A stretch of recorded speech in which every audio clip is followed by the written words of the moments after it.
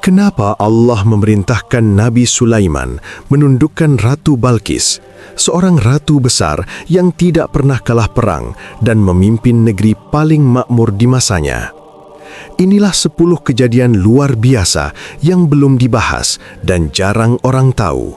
Bukan hanya mengubah takdir Ratu Balqis, tetapi juga mengajarkan bagaimana Allah menundukkan kesombongan manusia. Sebelum masuk ke ceritanya, jangan lupa like dan subscribe supaya channel ini lebih berkembang.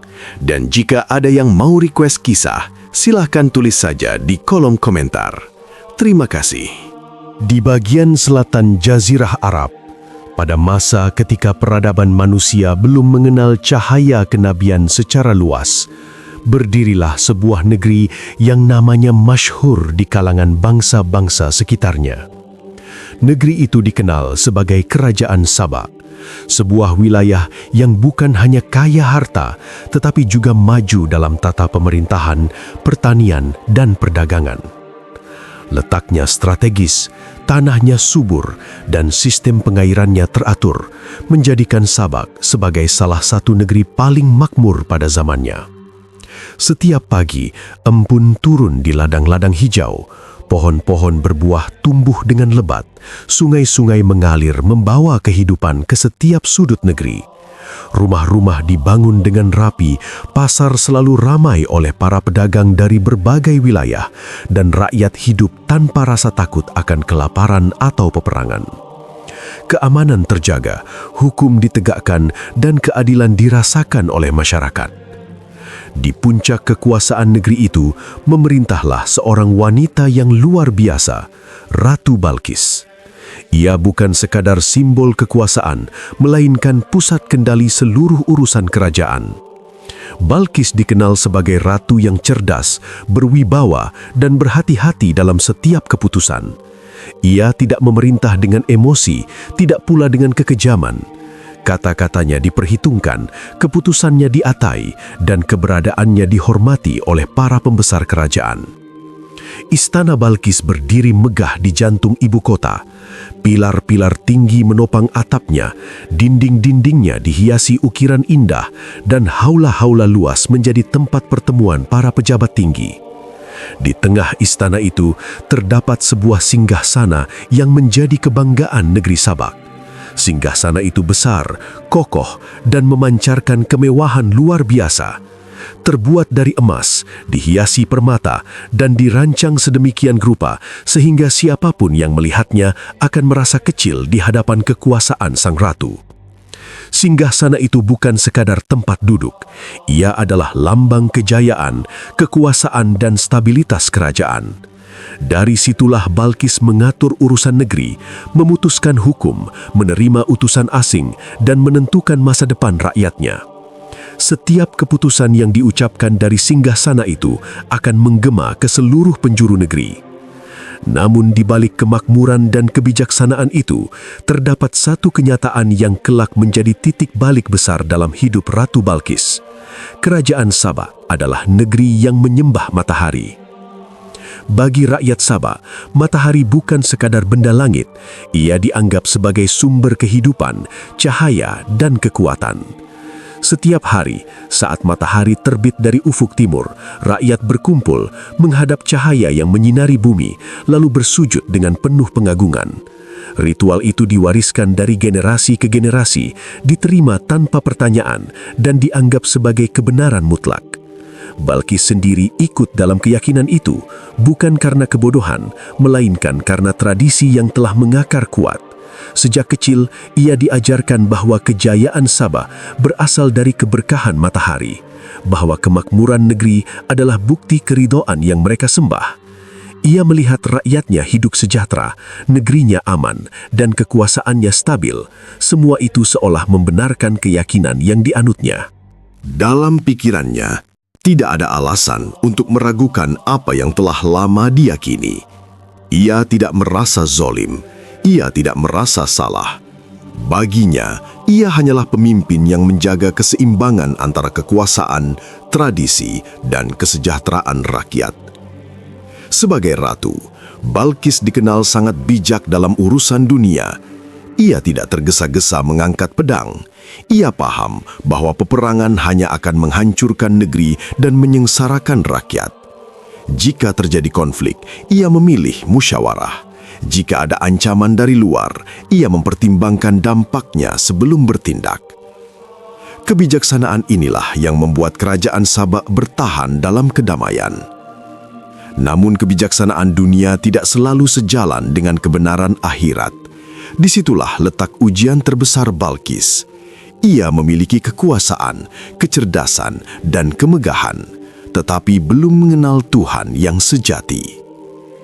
Sementara itu, jauh dari negeri Saba, Allah telah menganugerahkan kekuasaan besar kepada seorang nabi dan raja yang adil, Nabi Sulaiman alaihi salam.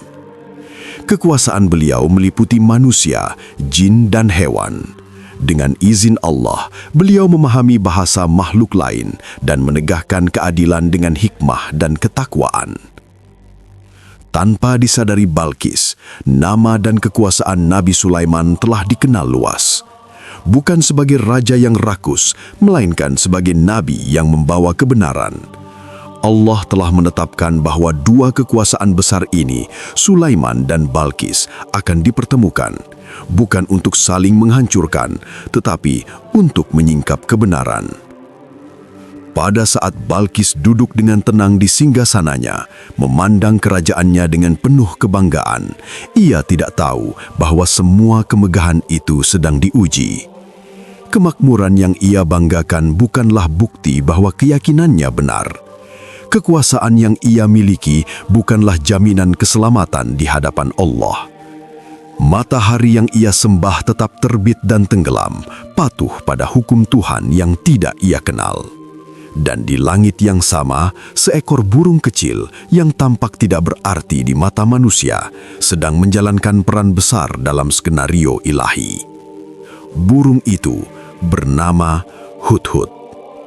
Dan dengan terbangnya Hudhud menuju negeri Saba, dimulailah rangkaian peristiwa yang akan mengguncangkan hati seorang ratu, meruntuhkan kesombongan sebuah kerajaan, dan membuka pintu hidayah yang tidak pernah ia bayangkan sebelumnya. Pada suatu hari, ketika matahari mulai naik perlahan di atas cakrawala, pasukan Nabi Sulaiman alaihi salam sedang berada dalam perjalanan. Barisan itu bukan barisan biasa. Mereka terdiri dari manusia, jin, dan hewan, semuanya tertata rapi, bergerak dalam disiplin yang sempurna. Tidak ada kekacauan, tidak ada kesombongan. Semua tunduk pada satu pemimpin yang adil dan bertakwa. Di antara makhluk-makhluk itu, terbanglah seekor burung kecil dengan bulu indah dan paruh runcing, burung Hudhud.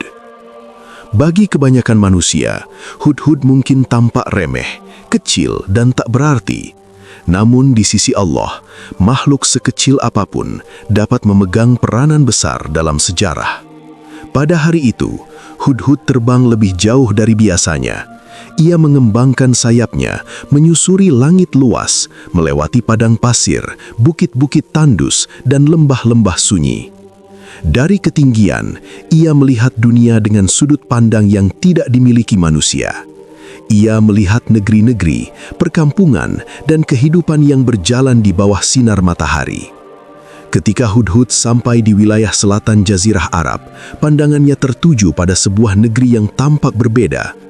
Dari atas, ia melihat kehijauan yang jarang ditemui di wilayah lain.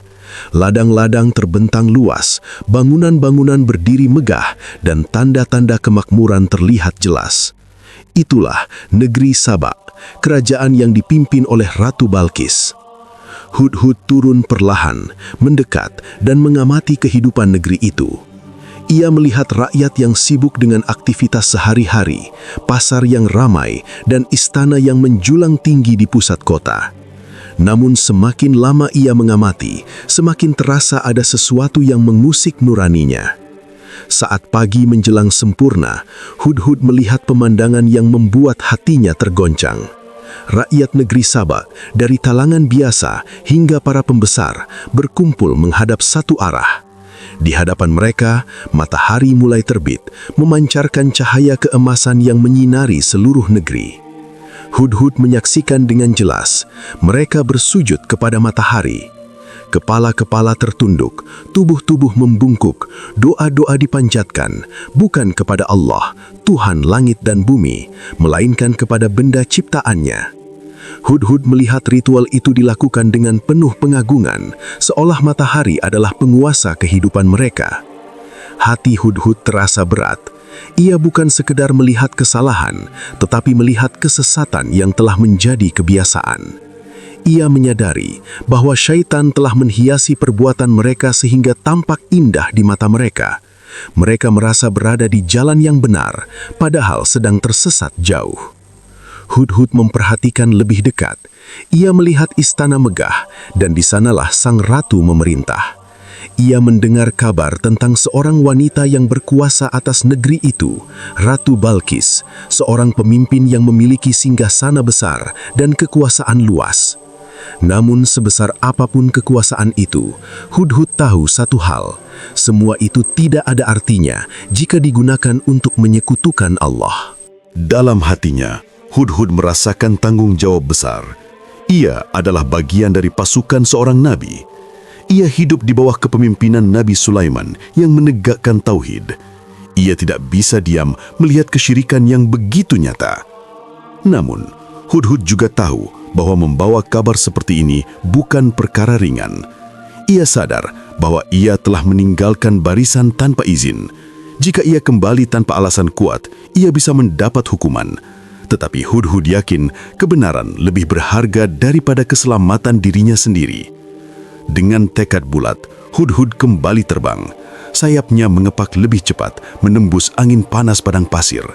Di sepanjang perjalanan, pikirannya dipenuhi satu tujuan, menyampaikan kebenaran kepada Nabi Sulaiman.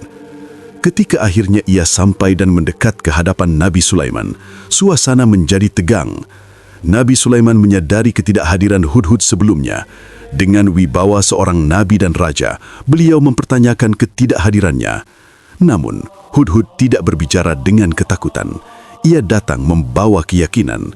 Dengan bahasa yang lugas dan penuh keberanian, ia berkata bahwa ia mengetahui sesuatu yang belum diketahui oleh Nabi Sulaiman. Hudhud kemudian menceritakan apa yang ia lihat. Sebuah negeri yang dipimpin oleh seorang wanita, memiliki singgasana besar, hidup dalam kemakmuran, namun menyembah matahari, bukan Allah. Ia menjelaskan bagaimana syaitan telah menyesatkan mereka dan menghalangi mereka dari jalan kebenaran. Kata-kata Hudhud bukan sekedar laporan, ia adalah kesaksian atas kesesatan yang nyata. Ia menyampaikan bahwa Allah adalah Tuhan yang maha besar, yang mengetahui segala yang tersembunyi di langit dan di bumi, Tuhan yang seharusnya disembah, bukan matahari. Nabi Sulaiman mendengarkan dengan penuh perhatian. Beliau tidak langsung marah, tidak pula menuduh. Sebagai nabi yang bijaksana, beliau ingin memastikan kebenaran berita itu.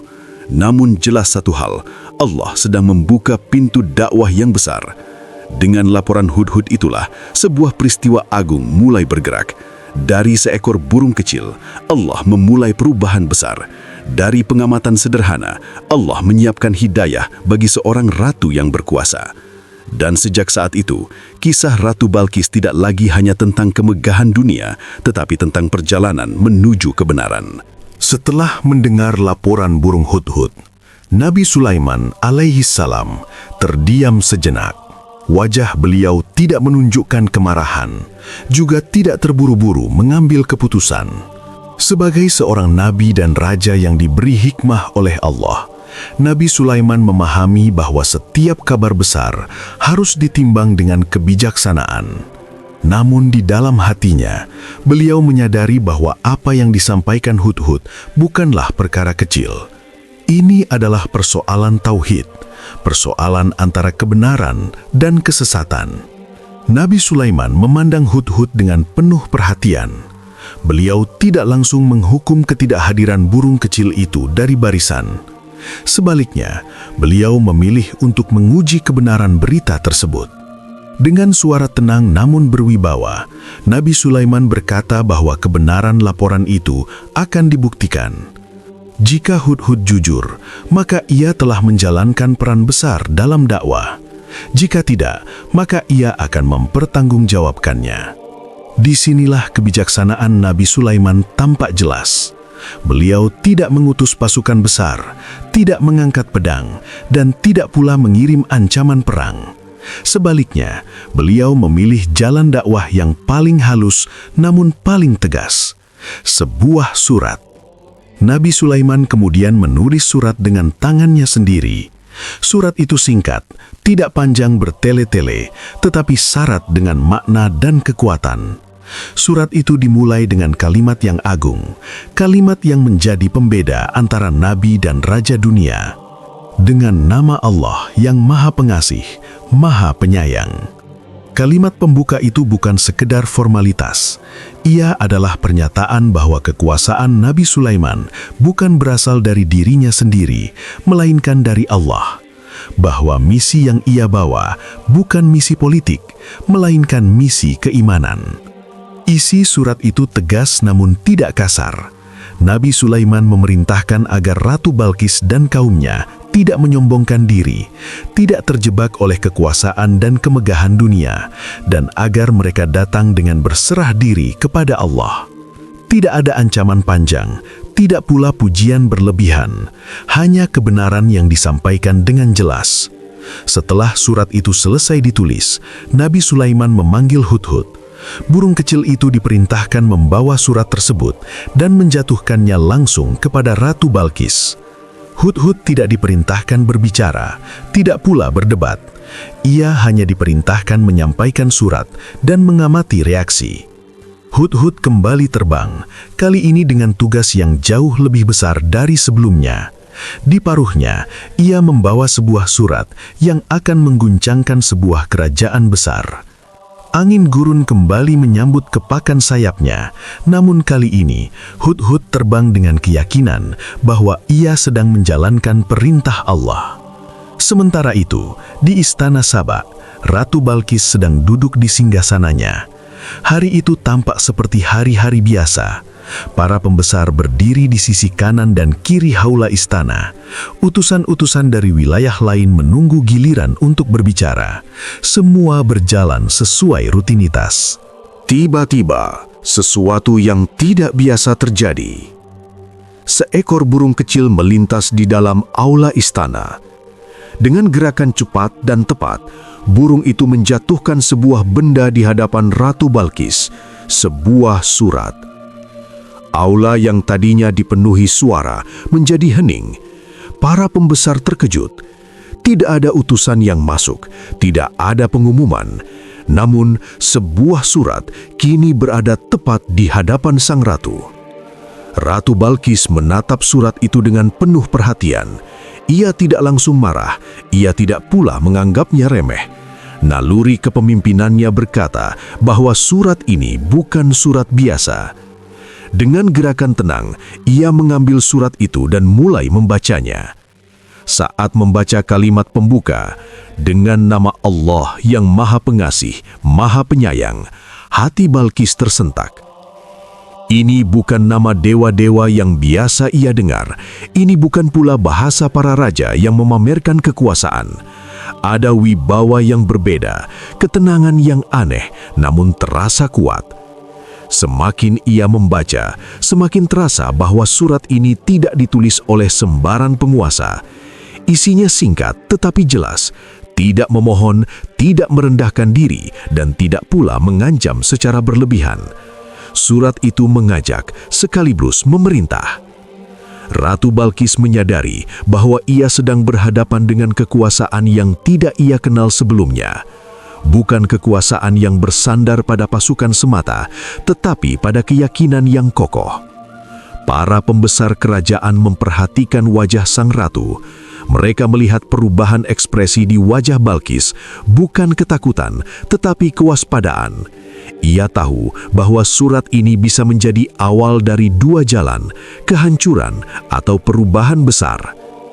Dengan suara tenang namun tegas, Ratu Balkis akhirnya berbicara kepada para pembesarnya. Ia menyampaikan bahwa ia telah menerima sebuah surat yang mulia, surat yang datang dari seorang penguasa bernama Sulaiman. Ia tidak menyembunyikannya, tidak pula memutuskan sendiri. Disinilah terlihat kebesaran jiwa Balkis. Sebagai ratu yang berkuasa mutlak, ia sebenarnya bisa saja langsung memerintahkan perang. Namun, ia memilih untuk membuka ruang musyawarah. Ia tahu bahwa keputusan yang diambil tergesa-gesa bisa membawa bencana bagi seluruh negeri. Surat Nabi Sulaiman itu kini telah sampai. Kata-katanya mulai meresap. Dan meskipun Balkis belum beriman, satu hal telah terjadi. Keyakinannya mulai terusik. Surat itu menjadi titik awal, bukan pedang, bukan pasukan, melainkan selembar tulisan sederhana yang akan mengguncangkan sebuah kerajaan besar dan mengubah arah sejarah seorang ratu. Aula istana kerajaan Sabah kembali dipenuhi oleh para pembesar negeri. Pilar-pilar tinggi berdiri kokoh. Cahaya matahari menembus celah-celah jendela, memantul pada dinding-dinding yang dihiasi ukiran emas. Namun, suasana hari itu berbeda. Tidak ada canda ringan, tidak ada obrolan santai sebelum sidang dimulai.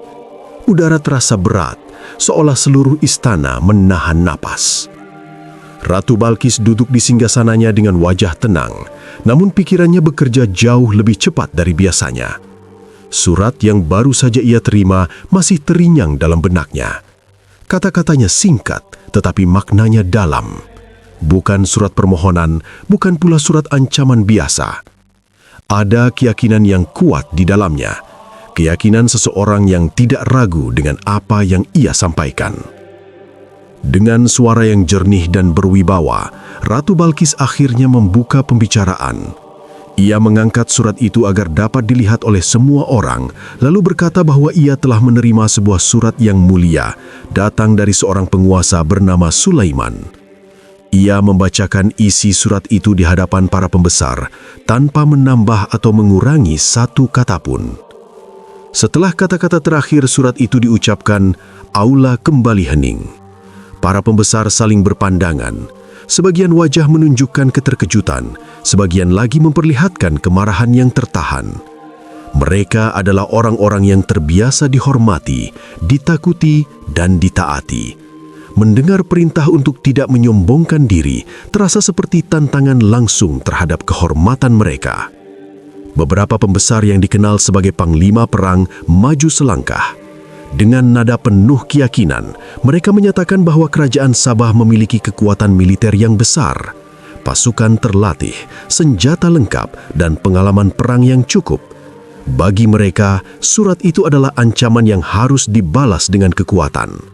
Perang, menurut mereka, adalah jalan tercepat untuk mempertahankan kehormatan dan kekuasaan. Namun, Ratu Balkis tidak langsung menyetujui pendapat itu. Ia mendengarkan dengan saksama, membiarkan para pembesar menyampaikan pandangan mereka. Ia tahu seorang pemimpin yang baik bukanlah yang paling banyak berbicara, melainkan yang paling baik mendengar. Setelah mereka selesai, Balkis berbicara kembali. Suaranya tetap tenang, tidak meninggi, tetapi setiap kata mengandung ketegasan. Ia mengingatkan bahwa setiap kali raja-raja memasuki suatu negeri dengan peperangan, mereka akan merusaknya dan menjadikan penduduknya hina. Perang bukan hanya tentang menang atau kalah, tetapi tentang kehancuran yang ditinggalkannya. Balkis memahami betul dampak perang. Ia melihat bukan hanya peta dan strategi, tetapi juga rakyat kecil, anak-anak, perempuan, dan orang tua yang akan menjadi korban. Sebagai ratu, ia merasa bertanggung jawab atas keselamatan mereka, bukan sekadar menjaga gengsi kekuasaan. Ia juga menyadari satu hal penting. Surat itu tidak seperti surat-surat ancaman dari raja-raja lain. Tidak ada tuntutan upeti, tidak ada permintaan wilayah, dan tidak ada pujian terhadap diri sendiri. Surat itu justru mengajak untuk tunduk kepada sesuatu yang lebih tinggi dari kekuasaan manusia. Di dalam hatinya, Ratu Balkis mulai bertanya, siapakah sebenarnya Sulaiman ini? Apakah ia hanya raja lain yang menyembunyikan ambisi di balik kata-kata indah? Ataukah ia benar-benar membawa sesuatu yang berbeda? Musyawarah itu berlangsung lama. Argumen demi argumen disampaikan. Suasana kadang memanas, kadang mereda. Namun Balkis tetap menjadi pusat ketenangan. Ia tidak membiarkan emosinya menguasai keputusan. Ia tahu bahwa satu keputusan salah bisa menghancurkan negeri yang telah ia bangun dengan susah payah. Akhirnya, Ratu Balkis menyampaikan keputusan sementaranya.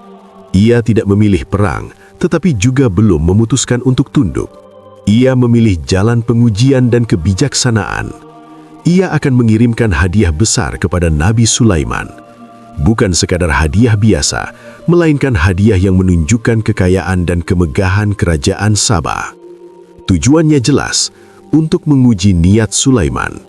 Jika ia menerima hadiah itu dengan senang hati, maka ia hanyalah raja dunia yang mengejar harta dan kekuasaan.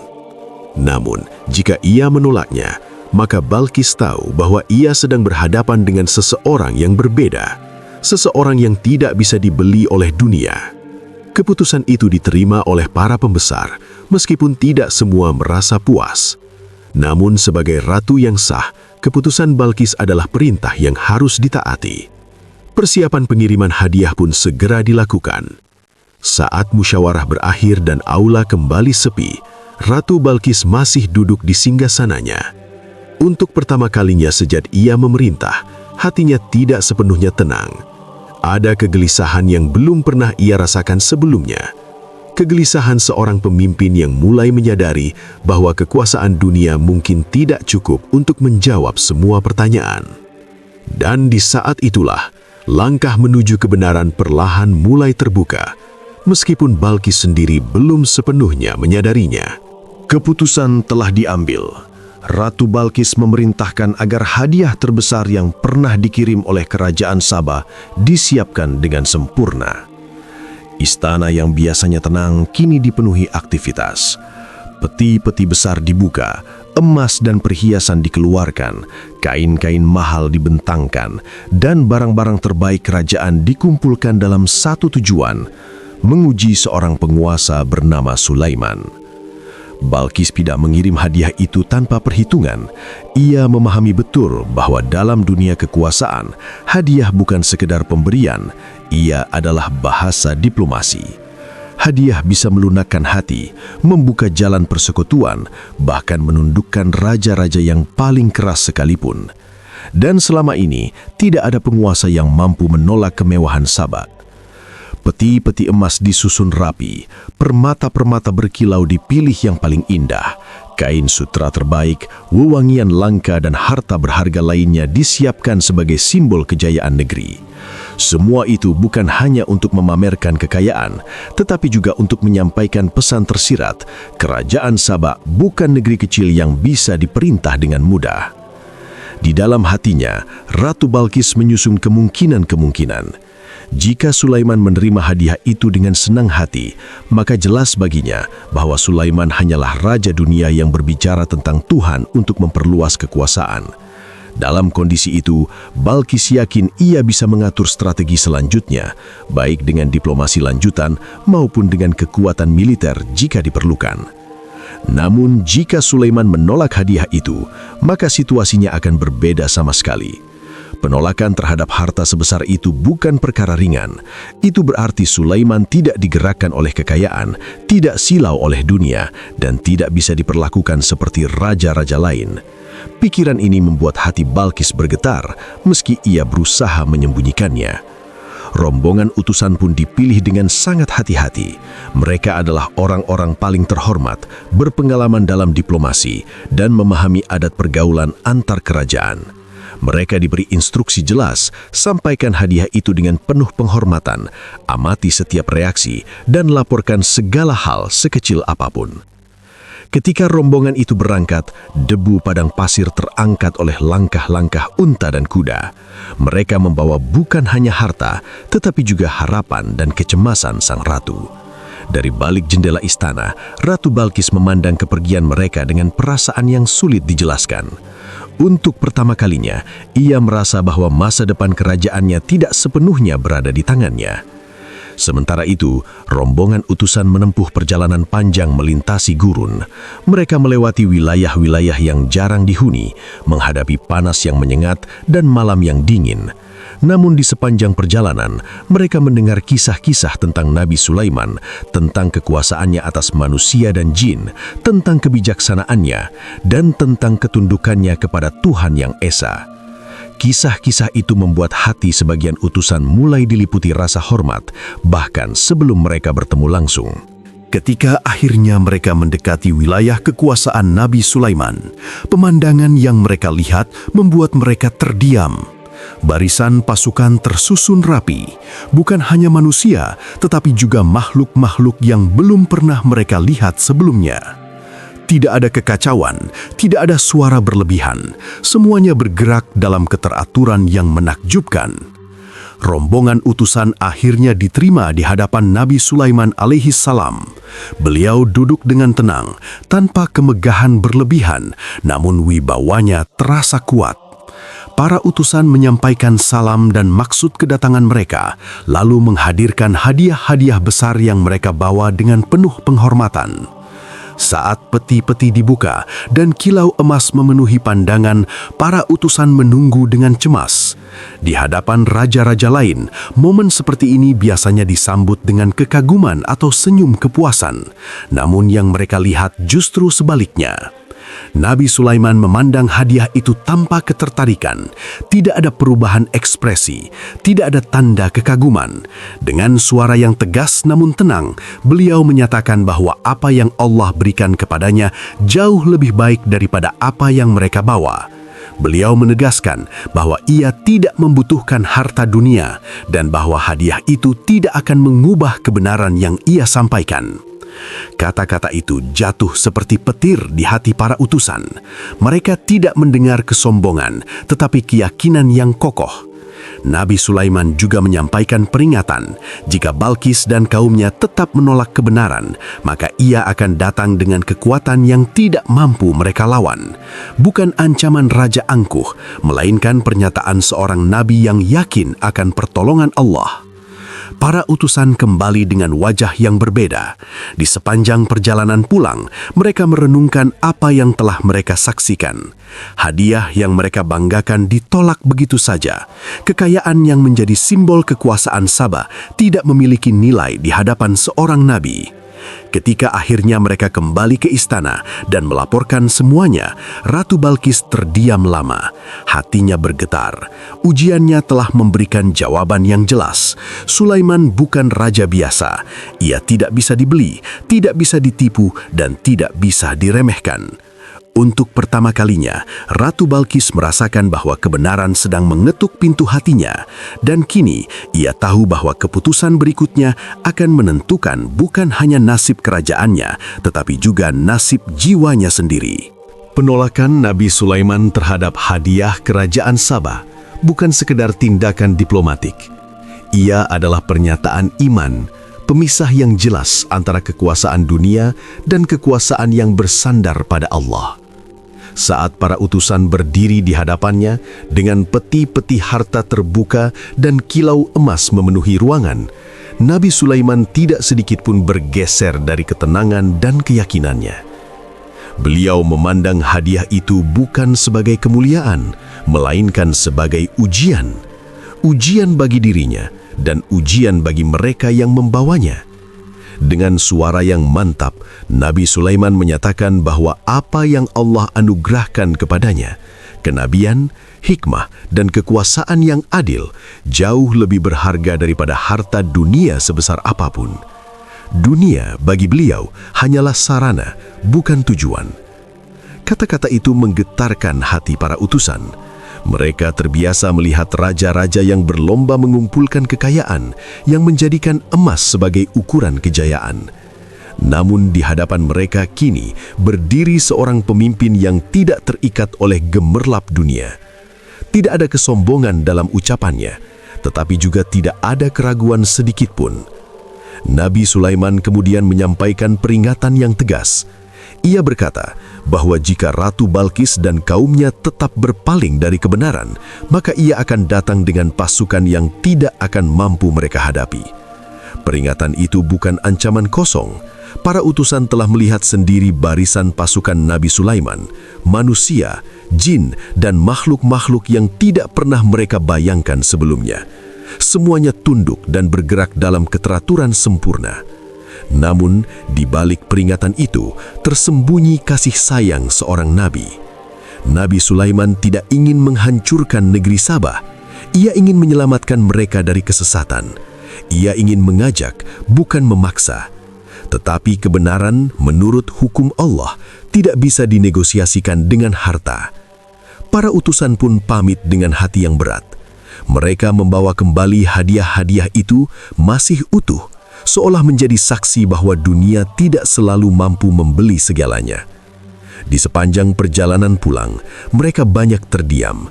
Setiap langkah unta terasa lebih berat daripada sebelumnya, karena beban yang mereka bawa kini bukan emas, melainkan kabar besar yang akan mengguncangkan istana. Ketika rombongan itu akhirnya tiba di kerajaan Sabah, suasana istana kembali dipenuhi ketegangan. Ratu Balkis segera memanggil mereka menghadap. Wajahnya tampak tenang, tetapi matanya menyimpan kecemasan yang tak bisa disembunyikan. Ia ingin mendengar setiap detail, setiap reaksi, setiap kata yang diucapkan oleh Nabi Sulaiman. Para utusan menyampaikan laporan mereka dengan jujur. Mereka menceritakan bagaimana hadiah itu ditolak tanpa ragu, bagaimana Nabi Sulaiman tidak menunjukkan ketertarikan sedikit pun, dan bagaimana beliau menyampaikan peringatan dengan penuh keyakinan. Mereka juga menggambarkan kekuatan pasukan yang mereka lihat, bukan sekedar jumlah, tetapi keteraturan dan kewibawaan yang belum pernah mereka saksikan sebelumnya. Saat mendengar laporan itu, Ratu Balkis terdiam lama. Hatinya bergolak. Ujian yang ia rancang kini berbalik mengujinya. Ia telah mendapatkan jawaban yang jelas. Sulaiman bukan raja dunia yang bisa dibeli atau ditakuti dengan harta. Ia adalah seseorang yang berdiri di atas keyakinan yang kokoh. Dalam kesunyian hatinya, Balkis mulai merasakan runtuhnya satu demi satu keyakinan lama. Ia menyadari bahwa kemegahan kerajaannya, sebesar apapun, tidak membuatnya lebih dekat kepada kebenaran. Ia juga menyadari bahwa perang melawan Sulaiman bukan hanya perang melawan manusia, tetapi perang melawan kehendak Allah.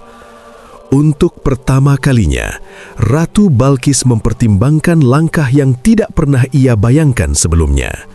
Datang sendiri menghadap, bukan sebagai penantang, tetapi sebagai pencari kebenaran. Keputusan itu bukan keputusan yang mudah. Ia adalah ratu besar, penguasa negeri makmur, dan simbol kejayaan Sabah. Datang menghadap berarti merendahkan diri, sesuatu yang jarang dilakukan oleh penguasa sekelasnya. Namun Balkis juga tahu, kebijaksanaan sejati terkadang menuntut keberanian untuk merendah.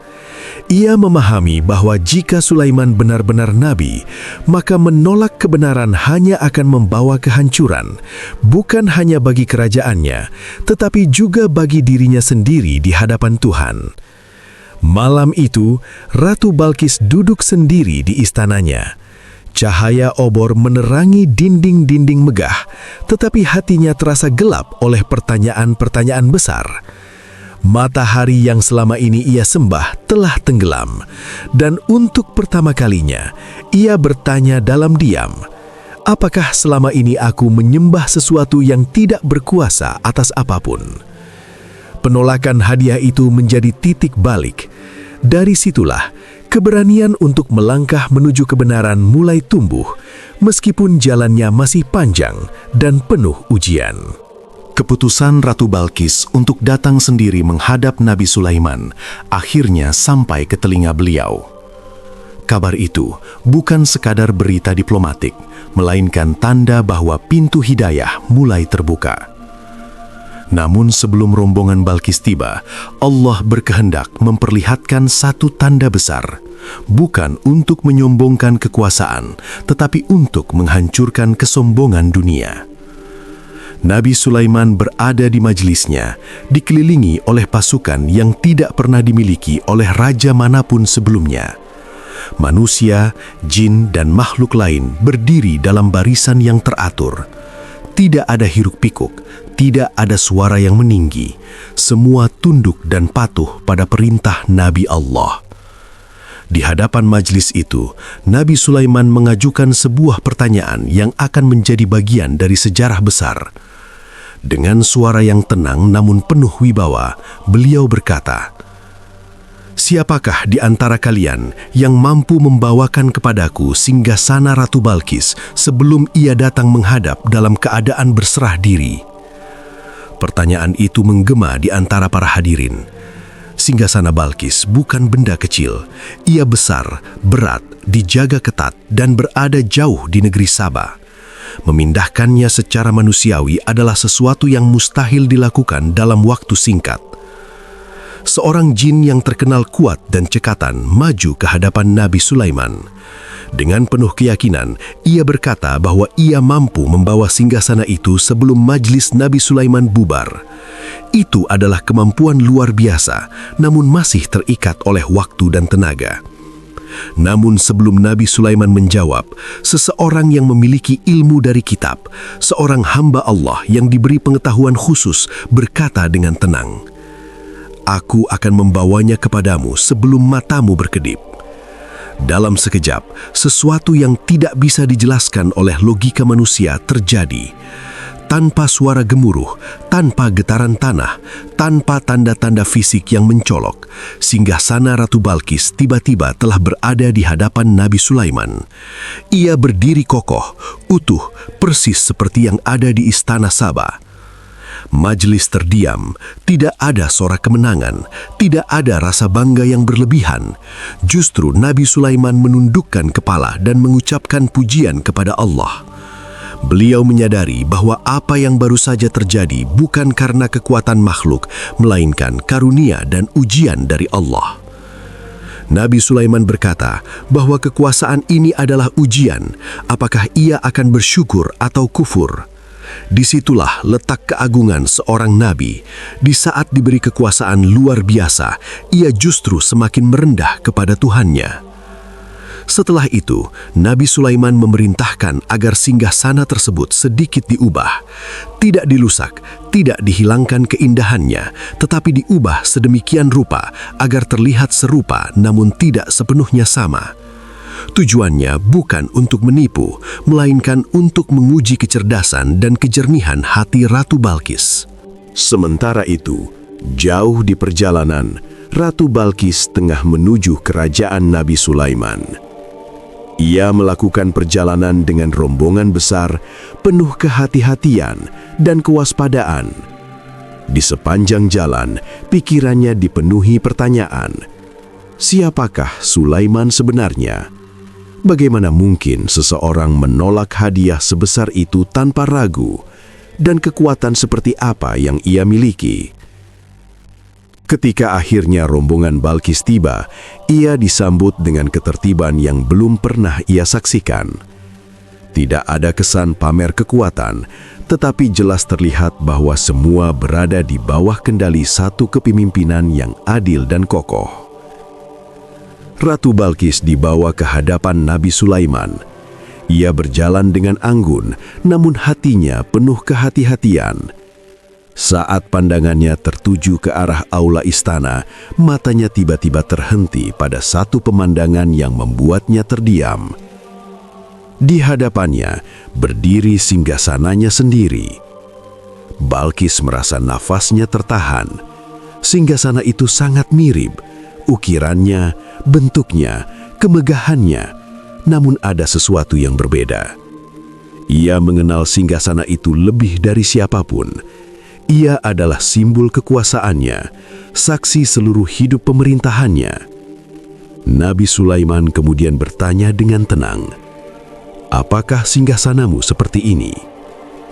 Ratu Balkis tidak menjawab dengan gegabah. Ia tidak berkata ya dengan pasti, dan tidak pula berkata tidak. Dengan kecerdasan dan kehati-hatian seorang ratu, ia menjawab, seakan-akan inilah dia. Jawaban itu menunjukkan ketajaman pikirannya. Ia menyadari bahwa apa yang ia lihat tidak mungkin terjadi dengan cara biasa. Singgasana itu seharusnya berada jauh di negerinya, dijaga ketat dan mustahil dipindahkan dalam waktu singkat. Di saat itulah, keyakinan Balkis mulai runtuh sepenuhnya. Ia menyadari bahwa kekuasaan yang ada di hadapannya bukanlah sihir, bukan pula tipu daya. Ini adalah tanda kekuasaan Allah yang nyata. Pemindahan singgasana itu bukan bertujuan untuk mempermalukan Balkis, tetapi untuk membuka matanya, untuk menunjukkan bahwa apa yang ia banggakan selama ini, tahta, harta, dan kekuasaan, tidak berarti apa-apa di hadapan kehendak Allah. Dan pada saat itu, tanpa disadari oleh banyak orang, kesombongan dunia mulai luruh dari hati seorang ratu besar. Jalan menuju hidayah kini terbentang lebar di hadapannya. Setelah peristiwa pemindahan singgasana yang mengguncangkan keyakinannya, Ratu Balkis tidak lagi berdiri sebagai penguasa yang penuh kepercayaan diri seperti sebelumnya. Di hadapan Nabi Sulaiman, ia masih seorang ratu, tetapi di dalam hatinya, kekuasaan dunia yang selama ini ia banggakan mulai terasa rapuh. Apa yang ia saksikan tidak bisa dijelaskan oleh kecerdasan politik, kekuatan militer, ataupun siasat kerajaan. Nabi Sulaiman tidak tergesa-gesa. Ia tidak memaksa, tidak menekan, dan tidak menuntut pengakuan. Ia memahami bahwa hidayah bukanlah sesuatu yang bisa dipaksakan. Maka Allah kembali memperlihatkan satu tanda besar, bukan berupa kekuatan, melainkan hikmah yang menyentuh kesadaran terdalam manusia. Nabi Sulaiman kemudian mempersilahkan Ratu Balkis untuk melangkah memasuki bagian lain dari istananya. Tempat itu tampak tenang, luas, dan bersih. Tidak ada patung-patung berhala, tidak ada simbol kesombongan, hanya keindahan yang tertata dengan sempurna. Lantainya terlihat seperti air yang jernih dan mengalir, memantulkan cahaya dengan lembut. Ketika Balkis melihat ke bawah, ia terkejut. Ia mengira dirinya akan melangkah ke dalam kolam. Tanpa ragu, ia mengangkat sedikit pakaiannya agar tidak basah. Gerakannya spontan, naluriah, dan sangat manusiawi. Namun Nabi Sulaiman segera berkata dengan tenang, "Sesungguhnya ini adalah istana yang lantainya terbuat dari kaca." Balkis terdiam. Apa yang ia kira air ternyata bukan air. Apa yang tampak nyata ternyata hanyalah pantulan. Di hadapan matanya, realitas dan persepsi bertabrakan. Ia menyadari bahwa indera bisa menipu, penglihatan bisa keliru, dan keyakinan yang dibangun di atas asumsi bisa runtuh dalam sekejap. Istana kaca itu bukan sekadar keajaiban arsitektur. Ia adalah pelajaran yang hidup. Nabi Sulaiman tidak sedang memamerkan kemewahan, melainkan menunjukkan bahwa dunia seringkali terlihat seperti sesuatu yang tidak sebenarnya. Apa yang disangka kokoh bisa rapuh, apa yang disangka berharga bisa kosong, dan apa yang disangka kebenaran bisa jadi hanyalah pantulan semu. Di saat itulah, seluruh perjalanan hidup Ratu Balkis seakan terlintas di benaknya. Ia teringat bagaimana selama ini ia dan kaumnya menyembah matahari, sesuatu yang tampak terang, kuat, dan memberi kehidupan. Namun matahari hanyalah makhluk ciptaan, tunduk pada waktu, terbit dan tenggelam tanpa kehendak sendiri. Balkis mulai memahami kesalahannya. Ia bukan wanita bodoh. Ia cerdas, bijak, dan terbiasa mengambil keputusan besar. Namun kecerdasan tanpa petunjuk Allah tetap bisa tersesat. Kekuasaan tanpa iman hanya akan melahirkan kesombongan yang halus. Istana kaca itu seperti cermin besar yang memantulkan jiwanya sendiri. Selama ini, ia berdiri di atas lantai keyakinan yang ia kira kuat, padahal rapuh. Ia membangun kerajaan yang makmur, sistem pemerintahan yang stabil, dan kehidupan yang sejahtera. Tetapi, fondasi keimanannya kosong. Nabi Sulaiman tidak berkata banyak. ia tahu bahwa saat itu kata-kata tidak lagi dibutuhkan. Tanda-tanda Allah sudah cukup berbicara. Dan di hadapan keheningan itu, sesuatu berubah dalam diri Ratu Balkis. Kesombongan yang selama ini tersembunyi di balik kebijaksanaan mulai luruh. Rasa ingin menguasai berganti dengan keinginan untuk tunduk. Keangkuhan ratu berubah menjadi kerendahan hati seorang hamba. Dengan suara yang tidak lagi penuh wibawa politik, melainkan ketulusan batin, Ratu Balkis akhirnya berbicara. Ia mengakui kesalahannya.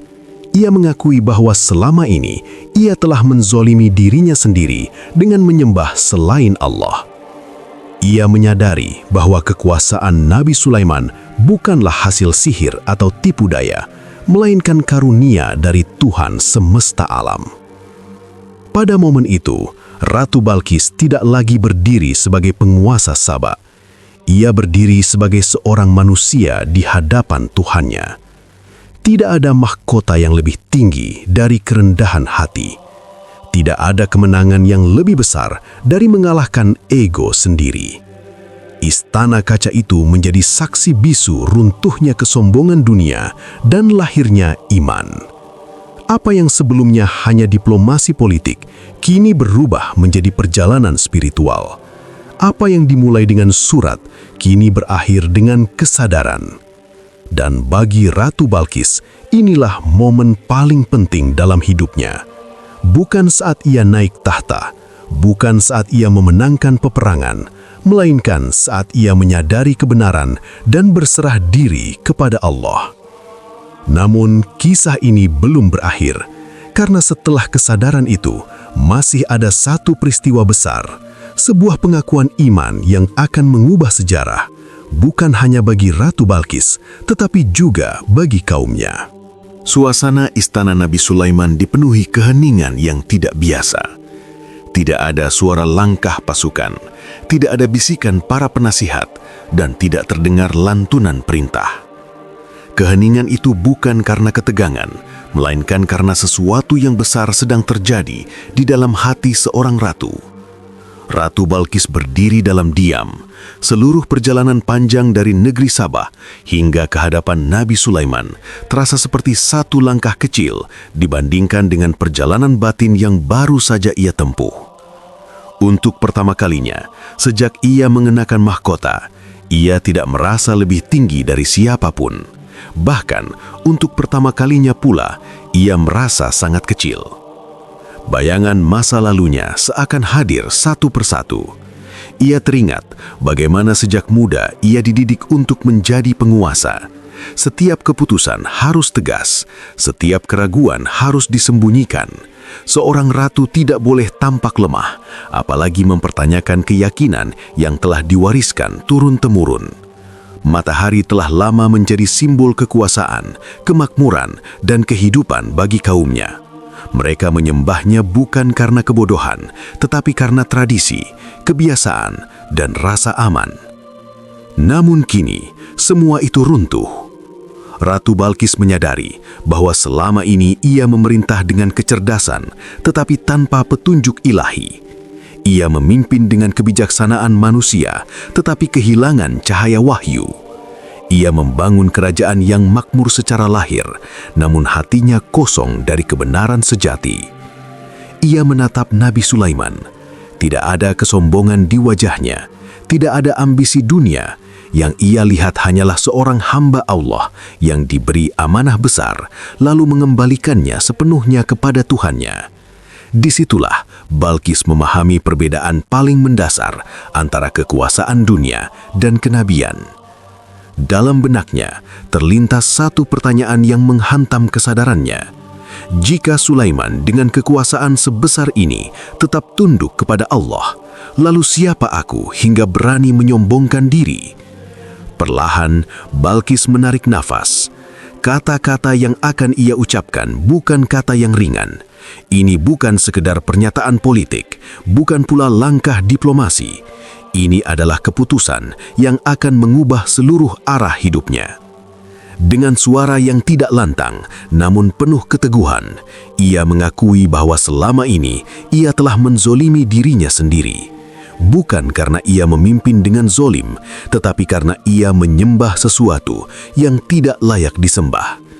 Ia menyadari bahwa matahari yang selama ini ia agungkan tidak memiliki kuasa apapun. Ia hanya makhluk yang patuh pada perintah penciptanya. Ia memahami bahwa selama ini ia hidup di bawah cahaya, tetapi bukan cahaya kebenaran. Cahaya itu hanya terang di mata, namun gelap di hati. Ratu Balkis kemudian menyatakan bahwa ia tidak lagi ingin hidup dalam ilusi. Ia tidak ingin membangun kekuasaan di atas kebatilan. Ia tidak ingin menjadi ratu yang besar di dunia, tetapi kecil di hadapan Tuhan. Dengan penuh kerendahan hati, ia menyatakan keimanannya kepada Allah, Tuhan semesta alam. Ia berserah diri bersama Nabi Sulaiman, bukan karena terpesona oleh keajaiban, bukan karena takut pada kekuatan, melainkan karena hatinya telah diyakinkan oleh kebenaran. Pada saat itu, Balkis tidak kehilangan kehormatan sebagai ratu. Justru sebaliknya, ia mencapai kehormatan tertinggi sebagai manusia, menjadi hamba Allah yang bertauhid. Langit tidak bergemuruh, istana tidak runtuh, tidak ada tanda dramatis yang tampak oleh mata. Namun di alam yang tidak terlihat, sebuah kemenangan besar telah terjadi. Kesyirikan tumbang, tauhid ditegakkan, dan satu jiwa yang sebelumnya tersesat kini kembali kepada Tuhannya. Nabi Sulaiman menyambut keimanan itu dengan syukur, bukan kebanggaan. Ia memahami bahwa hidayah bukan hasil kecerdasan, bukan pula akibat kekuasaan. Hidayah adalah rahmat Allah yang diberikan kepada siapapun yang Dia kehendaki. Bagi Ratu Balkis, pengakuan iman itu adalah awal dari kehidupan baru. Ia tidak lagi melihat dirinya sebagai pusat kekuasaan. Ia melihat dirinya sebagai penjaga amanah. Ia memahami bahwa kerajaan sejati bukanlah yang memiliki wilayah luas, tetapi yang berdiri di atas keadilan dan ketundukan kepada Allah.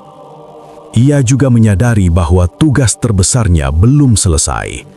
Keimanannya bukan hanya untuk dirinya sendiri, tetapi akan menjadi cahaya bagi kaumnya. Sebab seorang pemimpin tidak hanya mengubah arah negeri dengan pedang atau hukum, tetapi dengan keyakinan yang benar. Dan di sanalah kisah ini mencapai puncaknya. Seorang ratu besar tidak ditaklukkan oleh pasukan, ia ditaklukkan oleh kebenaran. Ia tidak kalah dalam peperangan, tetapi menang dalam pergulatan melawan egonya sendiri.